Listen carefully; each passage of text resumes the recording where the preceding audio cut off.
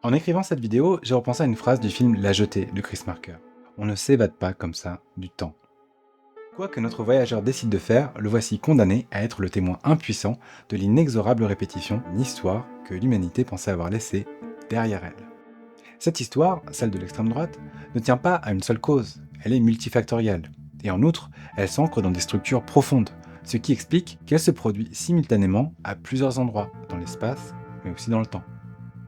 À quoi ressemblerait exactement le monde si Jean-Marie Le Pen n'avait pas existé ou si le 11 septembre 2001 n'avait pas eu lieu? C'est difficile à dire, parce que justement, l'institution imaginaire de la société se nourrit des idées que nous y semons.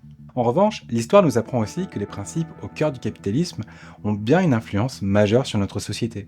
Une influence profonde qui agit sur le long terme. Le capitalisme n'est pas en crise, il est la crise. Une crise permanente qui n'est jamais qu'un cycle sans fin de création-destruction. Et lorsque la crise ne suffit plus à purger le système, elle produit des guerres. En résumé, ce n'est pas une fatalité, c'est un choix de société. La question est donc, qui fait ce choix? Ou plus exactement, quels intérêts sert ce choix? Parce que si on peut être trompé par une représentation biaisée du monde, on peut faire des choix qui vont contre nos intérêts. Et la guerre est justement un bon exemple, parce qu'il est bien connu que celles et ceux qui la décident se retrouvent rarement sur le front. Ce qui nous apprend deux informations cruciales. Première information, que notre société est bien hiérarchisée, divisée en espaces sociaux distincts, et bien sûr de manière inégale. Ce qui amène à la deuxième information. On peut agir pour les intérêts de son identité sociale, mais aussi contre.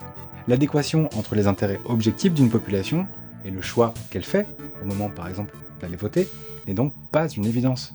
On peut se tromper.